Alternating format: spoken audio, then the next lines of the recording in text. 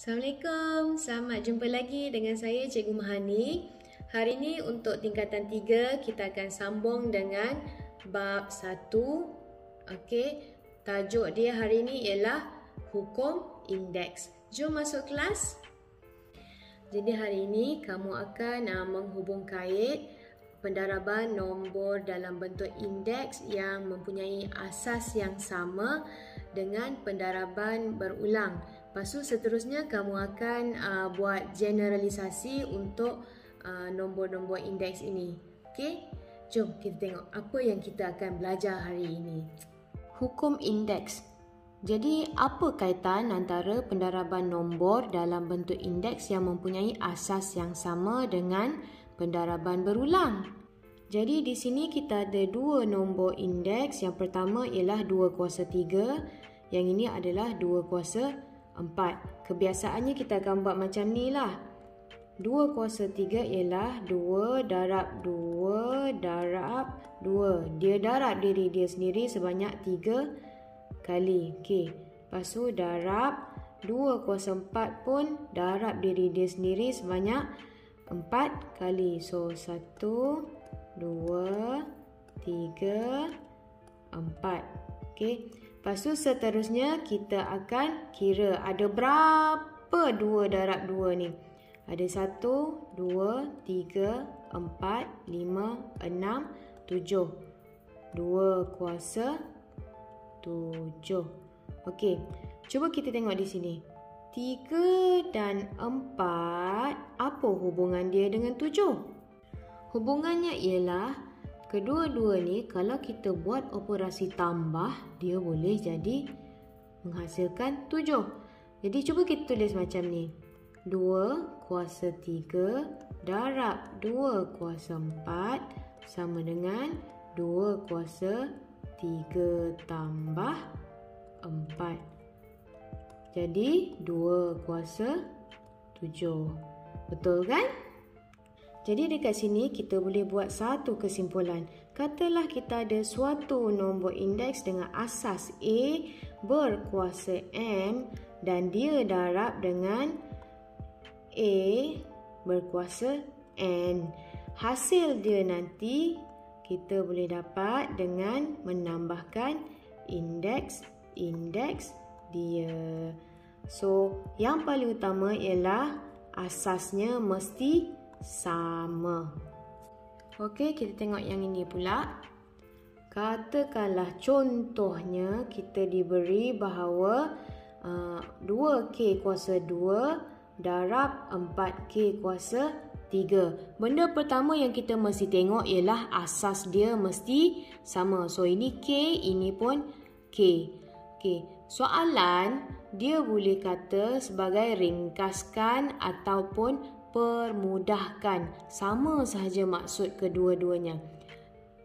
Jadi bagaimana nak selesaikan soalan ni? Mudah saja. Mula-mula sekali kamu Mula-mula sekali kamu tengok ni. Yang ini 2 dan 4 ni adalah perkali. Jadi perkali ni kita asingkan siap-siap. Asingkan dia dalam satu kurungan. So 2 darab 4. Okey. Lepas tu kita kumpulkan sekali semua asas. K kuasa 2 darab dengan K kuasa 3. Okey, seterusnya 2 darab 4 dapat 8. K kuasa 2 darab K kuasa 3, kita akan dapat K, dia akan tambah 2 tambah 3. Jawapannya ialah 8 K kuasa 5. Jom tengok contoh seterusnya. Yang ni soalan dia permudahkan. Sama maksud dengan yang tadi. Jadi negatif M kuasa 4 darab dengan 2N kuasa 5 darab dengan 3M darab dengan 1/4 N kuasa 2.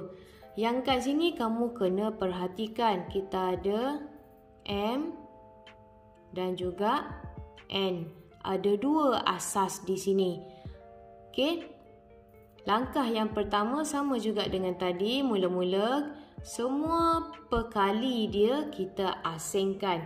Yang ini perkalinya ialah negatif 1. Negatif 1 darab. Yang ini perkalinya ialah 2. Yang ini perkalinya ialah 3. Yang ini perkalinya ialah 1/4. Okey, lepas tu yang ini kita susun sama jenis asas. Ni M kuasa 4 dengan 3 dengan M. Okey, darab M darab ini N kuasa 5 darab dengan N kuasa 2. Okey, so selesaikanlah. Yang ini bila kita kira kita akan dapat negatif 3/2. Okey, yang ini M kuasa 4.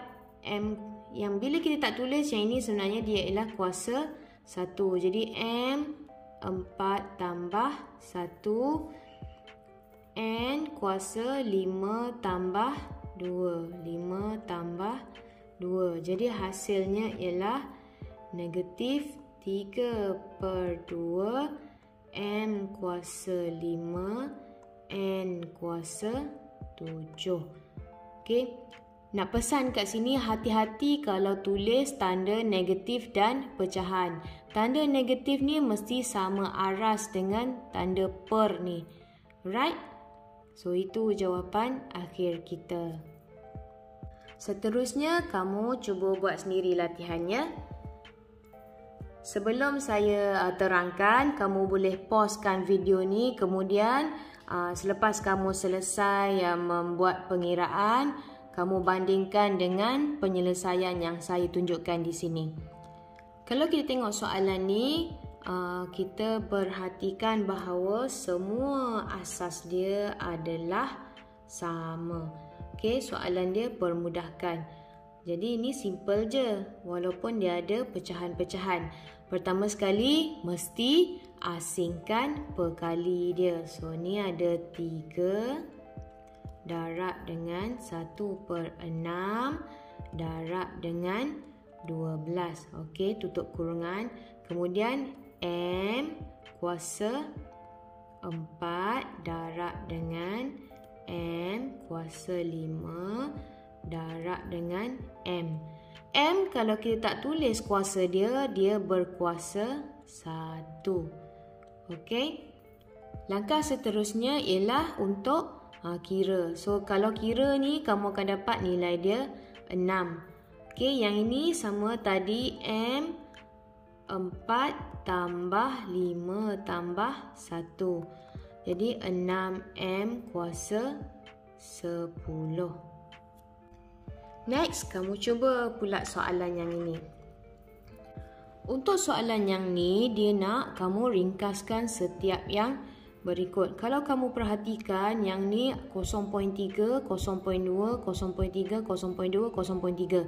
Okey, jadi maksudnya kita ada dua asas.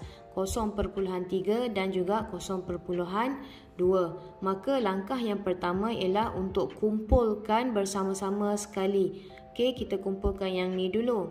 0.3 okey dengan 0.3. Yang ni 0.3 kuasa 2. So yang ni 0.3. Satu lagi ialah yang ini 0.3 kuasa 3. Okey, ni kuasa 2.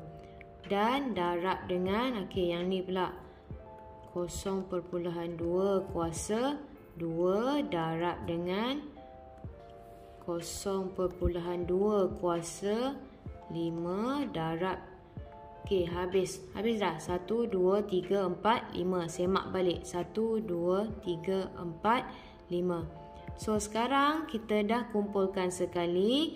Okey, langkah yang ni kalau kamu dah mahir nanti tak perlu dah sebenarnya. Kamu boleh skip terus kepada langkah yang ni. 0.3 ini kuasa 2 tambah. So yang ni bila kita tak tulis kuasa dia, maksudnya dia kuasa 1. Okey, tambah dengan yang ni kuasa 3. Okey, darab dengan okey, yang ni bubuh dalam kurungan. Darab dengan 0.2 kuasa 2 tambah dengan 5. Okey. Jadi jawapan kita ialah 0.3 kuasa 6 darab dengan 0.2 kuasa 7. Kalau kamu perhatikan di sini, soalan kita ialah ringkaskan. Maksudnya kita cuma berhenti sampai takat ni sahaja. Kalau soalan tu kata hitung nilai, okey, kamu kena cari nilai yang ni. Darab dengan yang ni dapat berapa? Selalunya tekan kalkulator je lah. Alright? Now dah selesai dengan yang tu. Sekarang ni kamu buat latihan. Okey, ada 2 latihan yang disediakan untuk kamu. So jangan malas-malas. Untuk mahir dalam tajuk indeks ni memang perlukan banyak latihan. Okey, itu je untuk hari ini. So, sebagai kesimpulan, kalau kita jumpa suatu nombor indeks dengan asas yang sama, dia melakukan operasi darab, kita cuma perlu tambah indeks-indeks dia untuk dapatkan jawapan sebenar. Senang kan? Akhir kata daripada saya hari ini, jumpa untuk kelas seterusnya. Tolong duduk di rumah, stay at home, stay safe. Kita jaga kita, okay? Jaga SOP, jangan keluar pergi mana-mana. Kalau tak perlu, duduk rumah. Bye, Assalamualaikum, jumpa lagi.